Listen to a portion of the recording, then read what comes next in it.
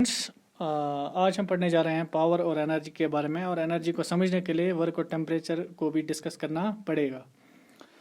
तो एनर्जी क्या है? Energy in physics is the capacity to do work. अगर किसी चीज़ में वो सलाहियत है काम करने की तो हम बोलते हैं कि इसमें एनर्जी है। तो मिसाल के तौर पर एक इंसान में एनर्जी है ताकि वो काम कर सकता है, वो किसी चीज़ को एक जगह से दूसरी जगह तक पहुंचा सकता है। तो हम बोलते हैं कि इस इंसान में कैपेसिटी है ये काम करने की। काम तब हम फिज़िक्स में बोलते हैं कि काम हो गया जब किसी चीज़ को हम एक जगह से दूसरी जगह मुंतकिल या ट्रांसफ़र करेंगे, तब ही काम होता है। वो हम आगे वाली स्लाइड्स में देखेंगे कि व्हाट्स वर्क। वर्क तब हम बोलते हैं जब मूवमेंट हो जाए, किसी चीज़ की मूवमेंट हो जाए, अपनी जगह से हिल जाए, उसको हम काम बोलते हैं। फिज़िक्स में काम हो गया। और अगर किसी चीज़ में, किसी बॉडी में सलाहियत है काम करने की, तो उसको हम बोलते हैं energy. That body has energy. So work is said to be done when body is move from one place to another in the direction of force. जो हम देखेंगे जब हम वर्क के बारे में डिस्कस करेंगे। तो एनर्जी की ये एक खसूसियत होती है कि वो मोशन प्रोड्यूस करती हैं ऑब्जेक्ट्स में। मैंने अभी बोला कि energy is the capacity to do work. तो ये मोशन यानी कि मूवमेंट पैदा करती हैं चीज़ों में। अब एसआई यूनिट क्या है एनर्जी का? SI unit of energy is joule. Joule को समझने के लिए हम एक एग्जांपल आपके सामने रखेंगे। मान लीजिए कोई चीज़ है और वहाँ से कोई एक उसको धक्का दे रहा है, 1 न्यूटन का धक्का दे रहा है। हमने पढ़ा था पिछली वीडियोस में कि फोर्स का जो एसआई यूनिट है वो न्यूटन है। वेट की डेफिनेशन में हमने पढ़ा था कि फोर्स का एसआई यूनिट जो है वो न्यूटन है। मान लीजिए कि कोई फोर्स वहाँ से कोई आदमी वहाँ से धक्का दे रहा है उस चीज़ को 1 न्यूटन के फोर्स से। तो हम यहाँ से इसको धक्का दे रहे हैं और इस चीज़ को 1 मीटर तक हम धक्का देते हैं, बावजूद इसके कि वहाँ से एक आदमी 1 न्यूटन का फोर्स दे रहा है। तो हम यहाँ से भी फोर्स दे रहे हैं, एक न्यूटन से ज़्यादा फोर्स दे रहे हैं, और हम इस चीज़ को चलाते हैं 1 मीटर तक। तो जो हम काम करेंगे उसको 1 जूल बोलते हैं। और 2 मीटर तक हम चलाएंगे इस ऑब्जेक्ट को तो उसको 2 जूल बोलेंगे। तो जूल क्या है? Joule is the energy transport to an object by the work of moving it at distance of 1 metre against a force of 1 newton. अगर 1 न्यूटन का फोर्स हमारे अगेंस्ट काम कर रहा है तो हम एक ऑब्जेक्ट को 1 मीटर की दूरी तक ले जाएंगे। जो हम वर्क करेंगे उसको हम 1 जूल बोलते हैं, या जो एनर्जी हम स्पेंड करेंगे उसको हम 1 जूल बोलते हैं। तो एनर्जी की बहुत सारी फॉर्म्स होती हैं, तो इन फॉर्म्स को एक दूसरे में कन्वर्ट किया जा सकता है, लेकिन energy can neither be created not destroyed, जिसको हम बोलते हैं law of conservation of energy, जैसा कि हम देखेंगे अगली स्लाइड्स में। अब हम सीधे आते हैं जो forms of energy, types of energy हैं, हम देखते हैं इस दुनिया में उन एनर्जी की किस्म की तरफ हम आते हैं। Kinetic energy, what is kinetic energy? Kinetic energy is the energy possessed by body by virtue of its motion. कोई मूविंग बॉडी है, उसमें कितनी एनर्जी है उसको हम काइनेटिक एनर्जी बोलते हैं। काइनेटिक एनर्जी वो एनर्जी है जो मूवमेंट की वजह से होती है। अगर फॉर एग्जांपल अगर वाटर जो है फ्लो हो रहा है तो उसमें एक काइनेटिक एनर्जी है, उसमें एक मोशन की वजह से एक एनर्जी है, जिसकी वजह से हम एक टरबाइन को चलाते हैं, और जो टरबाइन चलता है उसकी वजह से एक डायनामो चलता है, यानी कि जनरेटर चलता है, जिसकी वजह से इलेक्ट्रिसिटी प्रोड्यूस होती है। ये सब अमल होता है एक हाइड्रो इलेक्ट्रिक प्रोजेक्ट में। अब हम इसको डायग्राम की मदद से आपको दिखाएंगे। ये वाटर है एक डैम में। फ़र्ज़ कीजिए कि ये वाटर एक डैम में है और ये फ्लो हो रहा है डाउन हिल। मिसाल के तौर पर ये एक वाटरफॉल है। तो जो वाटर डाउन फ्लो होता है ये इस ब्लेड्स को चलाता है, टरबाइन के ब्लेड्स को चलाता है, जो आपको टरबाइन यहाँ दिख रहा है। तो जब ये टरबाइन के ब्लेड्स को चलाता है तो टरबाइन फिर चलाता है डायनामो को। डायनामो में इलेक्ट्रिसिटी पैदा होती है और वो सप्लाई होती है ग्रिड को।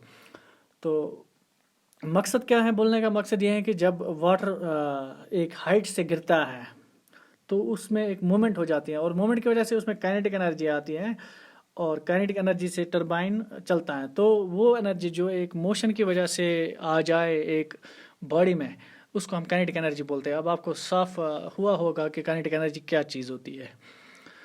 तो काइनेटिक एनर्जी कितनी होती है एक बॉडी में, वो 1/2 mc² है, mv² है। m इसका मास होता है और v इसकी वेलोसिटी होती है। जितनी तेज़ एक बॉडी चलेगी उतनी उसमें काइनेटिक एनर्जी ज़्यादा होगी। 1/2 mv² है काइनेटिक एनर्जी। तो वो हमने नहीं दिखाया स्लाइड में, इसलिए आप याद रख लीजिए 1/2 mv² is the equation for kinetic energy. Kinetic energy is equal 1/2 mv²। तो इसी के हिसाब से दूसरी एक किस्म की एनर्जी जैसा हमने दिखाया यहाँ पर, flowing water has kinetic energy which is used to move turbines of a dynamo to generate electricity, जो हमने अभी पहले ही बताया आपको। तो फ्लोइंग वाटर जो है इसमें काइनेटिक एनर्जी होती हैं, जैसा कि इस नेक्स्ट स्लाइड में हम दिखा रहे हैं। अब पोटेंशियल एनर्जी की तरफ आते हैं। पोटेंशियल एनर्जी क्या चीज़ होती है? ये वो चीज़ होती है, it is energy stored by an object's position. Energy stored by an object due to its position, यहाँ पे थोड़ा मिस स्पेलिंग हो रही है। जो एक बॉडी में एनर्जी मौजूद होती है क्योंकि वो एक पर्टिकुलर पोजीशन पर होता है, उस एनर्जी को बोलते हैं पोटेंशियल एनर्जी। अब हम पिछली डायग्राम की तरफ आते हैं। ये ग्राउंड लेवल है, जहाँ नीचे यहाँ ग्राउंड लेवल है, तो ये ग्राउंड लेवल है। ग्राउंड लेवल से फिर एक हाइट है h, जो हम राइट साइड की तरफ दिखा रहे हैं। तो इस हाइट तक वाटर को चढ़ाया गया है, मिसाल यहाँ डैम में। तो अब जो ये वाटर जो है डैम में, ये एक पर्टिकुलर हाइट पर है, ये एक पर्टिकुलर पोजीशन पर है। इसमें जो एनर्जी स्टोर है वो, उसको हम पोटेंशियल एनर्जी बोलते हैं। This water has potential energy equal to mgh। तो ये किस वजह से है? ये इसकी पोजीशन की वजह से है। ग्रेविटेशनल फील्ड में जो इसकी पोजीशन है, इसकी वजह से ये हाइट है। अगर हम इस वाटर को छोड़ेंगे इस हाइट, तो ये पोटेंशियल एनर्जी है, ये काइनेटिक एनर्जी में कन्वर्ट हो जाएगी और हम फिर इसको यूज़ कर सकते हैं टरबाइन में, जैसा कि हमने अभी बोला। तो वो एनर्जी जो एक ऑब्जेक्ट को, मिसाल के तौर पर वाटर को, हासिल होती है अपनी पोजीशन की वजह से, उसको बोलते हैं पोटेंशियल एनर्जी। तो अब ये पोटेंशियल एनर्जी है, ये पोजीशन, जो पोटेंशियल एनर्जी होती है पोजीशन की वजह से, और ये पोजीशन 3 फील्ड्स में हो सकती हैं। ग्रेविटेशनल फील्ड में हो सकती हैं, जैसा कि अभी हमने बताया, या इलेक्ट्रिक फील्ड में होती हैं, या मैग्नेटिक फील्ड में होती हैं। मैग्नेटिक फील्ड में कौन सी पोटेंशियल एनर्जी होती हैं और इलेक्ट्रिक फील्ड में कौन सी पोटेंशियल एनर्जी होती हैं, वो हम बताएंगे अगले स्लाइड्स में। अभी हमने बताया कि ग्रेविटेशनल पोटेंशियल एनर्जी जो है वो हाइट की वजह से है, एक ऑब्जेक्ट के पोजीशन की वजह से है, एक ऑब्जेक्ट की हाइट की वजह से है। कितनी हाइट पे हैं वो, सरफेस ऑफ द अर्थ से कितनी हाइट पे हैं वो, तो जितनी ज़्यादा हाइट पे वो होगी उतनी ग्रेविटेशनल पोटेंशियल एनर्जी ज़्यादा होगी, और जितना मास ऑब्जेक्ट का ज़्यादा होगा उतना ग्रेविटेशनल पोटेंशियल एनर्जी ज़्यादा होगा। तो मैथमेटिकली हम इसको लिखते हैं potential energy is equal to mass into acceleration due to gravity into height, mgh।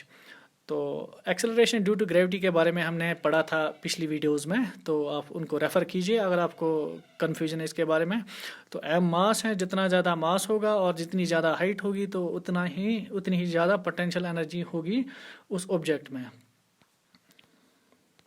जैसे कि हमने अभी देखा, वाटर का मास m यहाँ पर है, जो डैम में वाटर है इसका मास m है, हाइट इसकी h है फ्रॉम ग्राउंड लेवल या surface of the earth.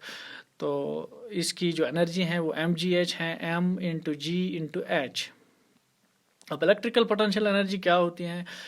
Electrical potential energy वो एनर्जी होती हैं जो एक पार्टिकल को होती है एक इलेक्ट्रिक फील्ड में किसी पर्टिकुलर पोजीशन की वजह से। मान लीजिए हम एक इलेक्ट्रॉन को लाते हैं एक नेगेटिव चार्ज के सामने, तो इलेक्ट्रॉन भी नेगेटिव चार्ज हैं, और जो नेगेटिव चार्ज जिसके सामने हम इलेक्ट्रॉन को लाते हैं वो भी नेगेटिव चार्जड हैं, तो इनमें रिपल्शन होगा। लेकिन अगर हम उसको रिपल्शन को ख़त्म करके हम वहाँ इलेक्ट्रॉन ज़बरदस्ती रखेंगे तो उस इलेक्ट्रॉन में एक पोटेंशियल एनर्जी आएगी, तो उसको बोलते हैं इलेक्ट्रिकल पोटेंशियल एनर्जी। सो जैसा कि हम इस डायग्राम में देख रहे हैं, एक लेफ़्ट साइड की तरफ जो है पॉजिटिव टर्मिनल है और राइट साइड की तरफ जो है नेगेटिव टर्मिनल है।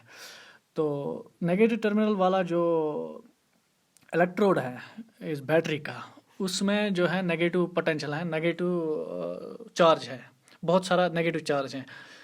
तो अगर हम इलेक्ट्रॉन यहाँ पे रखेंगे, किसी इलेक्ट्रॉन को यहाँ पे रखेंगे, इन इलेक्ट्रॉन तो उस इलेक्ट्रॉन में पोटेंशियल एनर्जी होगी, क्योंकि जो बाकी जो इलेक्ट्रॉन वहाँ पर हैं नेगेटिव चार्ज है उसको रिपल करेंगे। तो अगर हम ये स्विच खोलेंगे, ऑन रखेंगे, इस सर्किट को ऑन रखेंगे, तो ये इलेक्ट्रॉन भाग जाएगा। उसमें एक पोटेंशियल एनर्जी है जिसकी वजह से ये पॉजिटिव इलेक्ट्रोड की तरफ जाएगा इस वायर की जानिब से। तो इस इलेक्ट्रॉन की जो ये पोजीशन है नेगेटिव इलेक्ट्रोड के पास, इस वजह से इसमें एक एनर्जी है, तो इसी को बोलते हैं इलेक्ट्रिकल पोटेंशियल एनर्जी। अब ये इलेक्ट्रॉन कैसे लाया जाता है, यहाँ पर ये ज़बरदस्ती लाया जाता है। इस पे एक यहाँ पे चार्जिंग करंट देते हैं बैटरी को, तो हम ज़बरदस्ती इस इलेक्ट्रॉन को यहाँ लाते हैं। फिर अगर हम इसको बैटरी को डिस्चार्ज करते हैं, उस वक्त इलेक्ट्रॉन जो है अपनी पोटेंशियल एनर्जी को कन्वर्ट करता है इलेक्ट्रिसिटी में। मैग्नेटिक पोटेंशियल एनर्जी भी वही चीज़ है कि एक पार्टिकल जो है उसको अपनी पोजीशन की वजह से एक एनर्जी उसमें मौजूद है, तो उसको हम मैग्नेटिक पोटेंशियल एनर्जी बोलते हैं। तो ये जो पार्टिकल इस वक्त हम जिसकी बात कर रहे हैं वो मैग्नेटिक फील्ड में होने की वजह से पोटेंशियल एनर्जी उसमें है। अगर हम दो बार मैग्नेट लाएंगे, एक बार मैग्नेट में नॉर्थ पोल और साउथ पोल होता है, तो दूसरे में भी नॉर्थ पोल और साउथ पोल होगा। तो जो लाइक पोल्स होते हैं, मतलब north pole and north pole, अगर हम उनको नज़दीक लाएंगे तो वो रिपेल करते हैं। नॉर्थ पोल और साउथ पोल अगर हम उनको नज़दीक लाएंगे तो अट्रैक्ट करेंगे। Like poles repel and unlike poles attract each other. तो ये फिज़िक्स का लॉ है। तो अगर हम ज़बरदस्ती किसी नॉर्थ पोल और दूसरे नॉर्थ पोल को सामने रखेंगे, तो इस सिस्टम में एक एनर्जी पोटेंशियल एनर्जी जनरेट होगी, तो उसका मैग्नेटिक पोटेंशियल एनर्जी बोलते हैं। तो ये अगर हम इन दोनों मैग्नेट्स को सामने रखेंगे, नीचे रखेंगे, और इन दोनों का नॉर्थ पोल एक दूसरे के सामने होगा, ज़बरदस्ती रखेंगे, फिर जब हम हाथ उठाएंगे तो ये मैग्नेट अब एक दूसरे से दूर हो जाएंगे। ये कैसे हो जाएगा?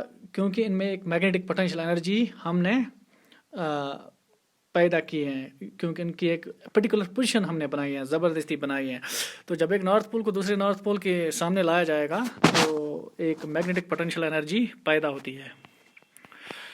So work done bringing the two like poles together is converted into potential energy known as magnetic potential energy. अब इलास्टिक एनर्जी क्या चीज़ होती है? It is the energy that is stored by stretching और compressing solid objects, that is the spring.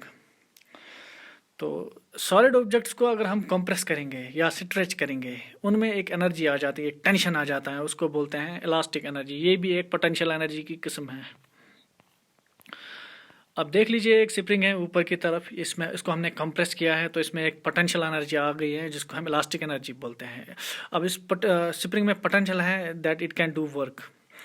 तो दूसरी जो spring है, इसको ये वही स्प्रिंग है जब हमने इसको रिलीज़ किया है। तो जब ये रिलीज़ होगी तो इसकी लेंथ बढ़ जाएगी, तो ये काम करने के काबिल बन जाएगी, तो इसकी एनर्जी रिलीज़ हो जाएगी।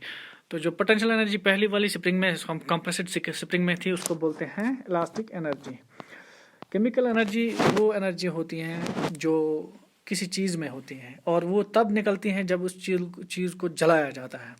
It is the energy that is released when a fuel Burns. तो आप देख सकते हैं जब पेट्रोल जलता है, डीजल जलता है, तो उससे एनर्जी निकलती है, उसको बोलते हैं केमिकल एनर्जी। ये एक्चुअल में बॉन्ड ब्रेक करने की वजह से एनर्जी रिलीज़ हो जाती है, तो उसको केमिकल एनर्जी बोलते हैं। जिस रिएक्शन में केमिकल एनर्जी या हीट निकल जाए उसको बोलते हैं एक्सोथर्मिक रिएक्शन।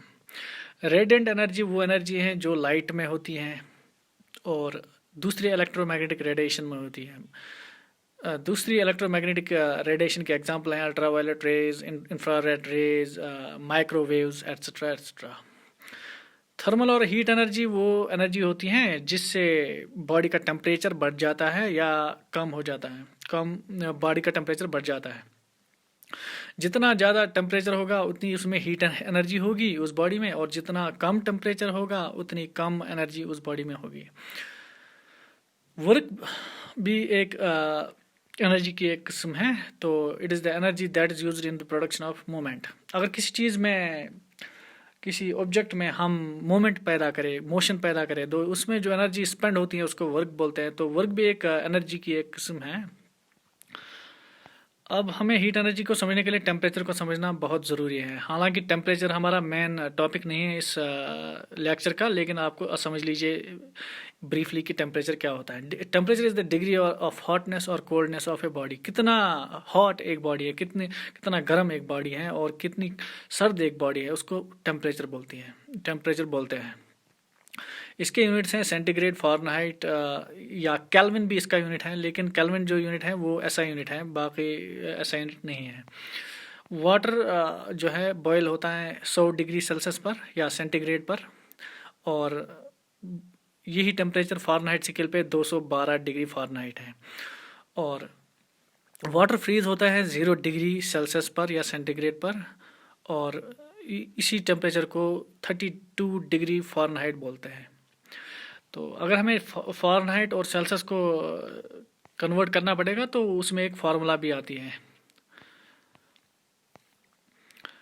अब हम देखेंगे एब्सोल्यूट ज़ीरो टेम्परेचर क्या होता है। एब्सोल्यूट ज़ीरो टेम्परेचर वो टेम्परेचर है जब एक बॉडी में कोई भी हीट नहीं होती है। तो ये 0 केल्विन पे होता है या -273 डिग्री सेंटीग्रेड पे होता है। इस टेम्परेचर पे बॉडी में कोई हीट नहीं है। अब जो भी हमारा रूम टेम्परेचर है इसमें बॉडी में कोई हीट होती है, या माइनस टेम्परेचर पे भी बॉडी में कोई हीट होती है, लेकिन एब्सोल्यूट ज़ीरो पे कोई हीट ही नहीं होती है बॉडी में। इस टेम्परेचर पे मटेरियल्स जो हैं सुपर कंडक्टिंग हो जाते हैं। मेटल्स फॉर एग्जांपल उसमें रेजिस्टेंस 0 हो जाती है, तो अगर इलेक्ट्रिक करंट उसमें फ्लो करेंगे तो वो चलता रहेगा। अब हम एनर्जी को पढ़ रहे थे तो अब law of conservation of energy भी पढ़ लेंगे। What is law of conservation of energy? Law of conservation of energy states that energy can neither be created nor destroyed. न तो हम एनर्जी को पैदा कर सकते हैं न डिस्ट्रॉय कर सकते हैं, बल्कि हम एनर्जी को एक एक फॉर्म से दूसरी फॉर्म में कन्वर्ट कर सकते हैं। जो भी एनर्जी इस दुनिया और कायनात में मौजूद है वो ऑलरेडी मौजूद है। हम इसको पैदा नहीं कर सकते, ना हम इसमें ऐड कर सकते हैं, ना सब्ट्रैक्ट कर सकते हैं। लेकिन हम एनर्जी को मास में कन्वर्ट कर सकते हैं और मास को एनर्जी में कन्वर्ट कर सकते हैं। ये आइंस्टीन ने बोला और इसको बोलते हैं mass energy equivalence. Energy and mass can be converted into one another and vice versa. So मगर जो एनर्जी और मास की कुल तादाद है इस यूनिवर्स और दुनिया में, तो वो कांस्टेंट है। इसलिए हम कह सकते हैं it may be stated that mass energy is conserved at all times. Mass और एनर्जी का जो कलेक्टिव अमाउंट है that is conserved. So mass energy is conserved at all times. Mathematically जो आइंस्टीन ने इसकी इक्विवेलेंस दी है वो एनर्जी है equivalent to mass into C square. C है वेलोसिटी ऑफ लाइट। तो अगर हम फिशन और फ्यूजन में देखेंगे तो अगर मास अगर मास जो डिसिपेयर होता है वो m है, और तो फिर एनर्जी कितनी निकलेगी? एनर्जी इतनी m इंटू सी स्क्वायर इतनी एनर्जी निकलेगी। मिसाल के तौर पर फिशन और फ्यूजन में मास जो है एनर्जी में कन्वर्ट हो जाता है, तो कितनी एनर्जी निकलेगी? वो mc स्क्वायर के हिसाब से निकलेगी। फिशन और फ्यूजन में मास एक बॉडी का कम हो जाता है, और यूरेनियम का या फिर कोई भी फिसाइल मटेरियल जो हम यूज़ कर रहे हैं उसका मास कम हो जाएगा। लेकिन अगर हम किसी चीज़ को एनर्जी देंगे तो उसका मास बढ़ जाता है। मिसाल के तौर पर जब सन एनर्जी देता है अर्थ को सोलर एनर्जी, तो उसकी वजह से अर्थ का वेट बढ़ जाता है या मास बढ़ जाता है।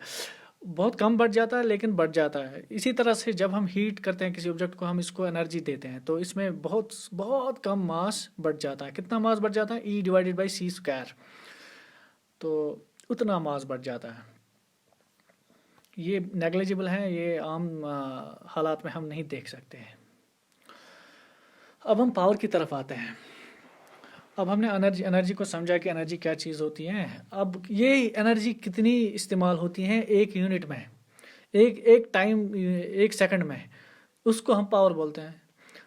या एनर्जी कितनी ट्रांसफ़र होती है एक चीज़ से दूसरी चीज़ में एक सेकंड में, उसको हम पावर बोलते हैं। Power is the amount of energy transferred और converted per unit of time. It's simple. जितनी एनर्जी यूज़ होगी एक यूनिट ऑफ टाइम में, यानी कि एक सेकंड में, उसको हम पावर बोलते हैं। चाहे हम ट्रांसफ़र करेंगे एक चीज़ से दूसरी चीज़ की तरफ, या हम कन्वर्ट करेंगे एक एनर्जी को दूसरी एनर्जी, मिसाल के तौर पर इलेक्ट्रिकल एनर्जी को हीट में तब्दील करेंगे। पावर का यूनिट वाट है। तो वाट क्या होता है? वाट होता है, अगर हम 1 जूल 1 सेकंड में इस्तेमाल करेंगे तो उसको वाट बोलते हैं। पुराने ज़माने में एनर्जी को, पावर को एक्टिविटी बोला करते थे। पावर एक स्केलर क्वांटिटी है क्योंकि इसका मैग्नीट्यूड है, डायरेक्शन नहीं है। तो अब हम देखते हैं कि जूल को समझने के लिए हम इसकी एग्जांपल लेंगे बैटरी और हीटर कॉइल की। मान लीजिए हमने 100 हीटर कॉइल फिट की है एक बैटरी के साथ, तो ये हीट रिलीज़ कर रही है। अगर हमारी हीट रिलीज़ जो होगी 100 जूल होगी हीट रिलीज़, तो 50 सेकंड्स में 100 जूल्स हीट रिलीज़ होगी। तो पावर कितना होगा? पावर वो हीट है जो वो हीट या एनर्जी है जो 1 सेकंड में रिलीज़ होगी। अब 100 जूल्स 50 सेकंड में रिलीज़ हो गए, तो 1 सेकंड में कितने होगा? 1 सेकंड में होगा 100 divided by 50 is equal to 2। So 2 joules will be released in 1 second, यानी कि हमारा जो पावर है 2 वाट है। तो इस हीटर कॉइल का पावर जो है वो 2 वाट है। अब दूसरा एक पावर का एक कॉन्सेप्ट है, उसको मैकेनिकल पावर बोलते हैं। उसमें पावर की डेफिनेशन है कि फोर्स और वेलोसिटी का प्रोडक्ट है। तो पावर इन्वॉल्व, अगर हम किसी ऑब्जेक्ट को मूव करेंगे, तो अगर अगर कोई फोर्स किसी ऑब्जेक्ट को मूव करेगा और उसको एक पर्टिकुलर वेलोसिटी देगा, तो उस फोर्स और वेलोसिटी का जो प्रोडक्ट है उसको पावर बोलते हैं। देखिए, हम इस एग्जांपल को देखते हैं। व्हीकल को एक फोर्स F जो लेफ्ट की तरफ है मूव करता है V वेलोसिटी के हिसाब से। तो इस व्हीकल का, तो इस सिस्टम का पावर जो है वो फोर्स इंटू वेलोसिटी है। जितनी ज़्यादा वेलोसिटी देगा ये फोर्स, उतना ज़्यादा पावर होगा, उतनी ज़्यादा एनर्जी ट्रांसफ़र होगी 1 सेकंड में, तो उतना ज़्यादा पावर होगा। अब हम वापस आते हैं इसकी तरफ। The power involve in moving A ground vehicle is the product of the traction force of the on the wheels and the velocity of the vehicle. तो सीधी सी बात है, power is equal force applied into velocity produced. Electrical power क्या है? Electric power, ये हम mechanical power के बारे में बात कर रहे थे। इलेक्ट्रिकल पावर की एग्जांपल हमने ऊपर दे ही दी है, अब हम इसको डिस्क्राइब भी करेंगे। It is the rate at which a light bulb converts electrical energy into light and heat पर यूनिट ऑफ टाइम। तो इलेक्ट्रिकल पावर वो रेट है, यानी कि मतलब कितनी इलेक्ट्रिकल एनर्जी को लाइट और हीट में तब्दील करता है एक light bulb 1 unit of time में। या ये लाइट बल्ब भी हो सकता है, ये एक हीटर कॉइल भी हो सकती हैं। तो 1 सेकंड में कितनी एनर्जी निकलती है, इन शॉर्ट, चाहे वो लाइट निकलती है या हीट निकलती है, उसको पावर बोलते हैं, इलेक्ट्रिकल पावर। तो पावर इन शॉर्ट जो है ये रेट है with respect to time at which work is done. ये तीसरी डेफिनेशन है पावर की। जितनी वर्क हम करेंगे, अगर वर्क जो हम करते हैं वो बराबर है एनर्जी के। हमने ऊपर पढ़ा कि वर्क और एनर्जी एक ही चीज़ है, तो जितना वर्क हम 1 सेकंड में करेंगे उसको हम पावर बोलेंगे, क्योंकि एनर्जी और वर्क एक ही चीज़ है। Power is the rate with respect to time at which work is done. अब हम वर्क को थोड़ा सा समझेंगे डिटेल में। It is the amount of energy transfer that occurs when an object is moved over a distance by an external force. अब हम इसको समझेंगे पहले। जब हम एक ऑब्जेक्ट पे फोर्स डालते हैं, F फोर्स, तो ये ऑब्जेक्ट मूव करता है डिस्टेंस D। तो इन दोनों का प्रोडक्ट जो है उसको हम वर्क डन बोलते हैं। जब एक ऑब्जेक्ट को एक फोर्स एक डिस्टेंस तक मूव करता है, तो हम बोलते हैं कि इस फोर्स ने work has been done by this force. Work is said to be done when a force moves an object in the direction of force over a distance d. तो work is the amount of energy transfer that occurs when an object is moved over a distance by an external force. जब एक force एक object को move करता है कि एक distance तक, तो उसको हम वर्क डन बोलते हैं। लेकिन ये जो मूवमेंट होनी चाहिए ये इन द डायरेक्शन ऑफ फोर्स होनी चाहिए। अगर ये इन द डायरेक्शन ऑफ फोर्स नहीं होगी तो उसका वर्क नहीं बोल सकते, क्योंकि अगर ये perpendicular to the direction of force होगी तो वर्क ज़ीरो होगा। और अगर ये परपेंडिकुलर नहीं होगी, अगर ये जो फोर्स है जिस डायरेक्शन में फोर्स है, अगर उस डायरेक्शन में मतलब मूवमेंट नहीं है, थोड़ा सा हटके हैं, एक एंगल थीटा बनाता है ये फोर्स की डायरेक्शन और मूवमेंट की डायरेक्शन, तो वर्क डन थोड़ा कम होगी, लेकिन वर्क डन होगी। अगर परपेंडिकुलर है, यानी कि थीटा 90 डिग्री सेल्सियस 90 डिग्री है, तो work done will be zero. तो मैथमेटिकली हम बोलेंगे कि work done is equal to force into distance, force applied into distance moved. So अगर फोर्स और डिस्टेंस, अगर फोर्स और मूवमेंट की डायरेक्शन में एंगल है, तो work done is equal to force into distance into cos of theta. Theta is the angle between the direction of moment and the force. जैसा कि हमने अभी बताया कि जब हम ऑब्जेक्ट को मूव करेंगे एक डिस्टेंस d, तो उसमें फोर्स वर्क डन जो होगा उसमें वो होगा F इंटू डी। अब हम कुछ एग्जांपल्स देते हैं जिसमें ज़ीरो वर्क डन हो रहा है। ये वर्क डन तो हो रहा है आम पार्लेंस में, लेकिन फिजिक्स में इसको हम वर्क डन नहीं बोल सकते हैं। अगर हम किसी भारी चीज़ को उठा रहे हैं, होल्डिंग एक ही जगह रख रहे हैं, उसको मूव नहीं कर रहे हैं, तो हम नहीं बोल सकते फिजिक्स में कि ये वर्क डन है, क्योंकि यहाँ पे मूवमेंट ज़ीरो है। तो डिस्टेंस डी भी ज़ीरो होगा, तो work done will be F into zero is equal to zero. दूसरी सूरत जो है वो वर्क डन जब ज़ीरो होगा, तब वो होगा जब फोर्स जो हमें अप्लाई करेंगे वो परपेंडिकुलर होगा to the direction of movement. उसमें F into D into cos of 90 degree होगा, तो कॉस ऑफ 90 डिग्री ज़ीरो है, तो वर्क डन भी ज़ीरो होगा। जैसे कि हम इस एग्जांपल में देख रहे हैं कि direction of force is downwards and direction of movement is forwards, so the work done will be zero because the object is not moving in the direction of the force applied, it's moving perpendicular to the direction of the force applied. So work done in this case is zero as the force applied has no role in moving the object. Some other force is moving the object. Object जो आगे जा रहा है, लेकिन जो हम force apply कर रहे हैं डाउनवर्ड फोर्स, तो वो आगे जाने में कोई रोल अदा नहीं कर रहा, इसलिए वर्क डन इज़ ज़ीरो। कुछ और एग्जांपल्स भी हैं वर्क डन की। जब हम कंप्रेस करते हैं किसी गैस को, उसका वॉल्यूम चेंज होता है, तो उसको उस वक्त भी वर्क होता है, उसको भी बोलते हैं हम वर्क इज़ बीइंग डन। या हम छोटे से मोशन पैदा करते हैं किसी पैरामैग्नेटिक मटेरियल में, जब हम उसको एक एक्सटर्नल मैग्नेटिक फोर्स यानी कि मैग्नेट उसके सामने लाते हैं, तो उसमें थोड़ी सी मोमेंट, अंदरूनी मोमेंट होती है चीज़ वहाँ एटम्स या मॉलिक्यूल्स की, तो उसको भी हम बोलते हैं वर्क इज़ बीइंग डन। अब यूनिट्स क्या है वर्क की? ऐसा यूनिट तो वर्क का जूल है, जो हमने अभी बताया। जब हम किसी ऑब्जेक्ट को 1 मीटर तक चलाएंगे, ले जाएंगे, और उस ऑब्जेक्ट में अगेंस्ट में एक फोर्स होगा जो 1 न्यूटन का होगा, तो हम बोलेंगे 1 जूल हमने काम किया।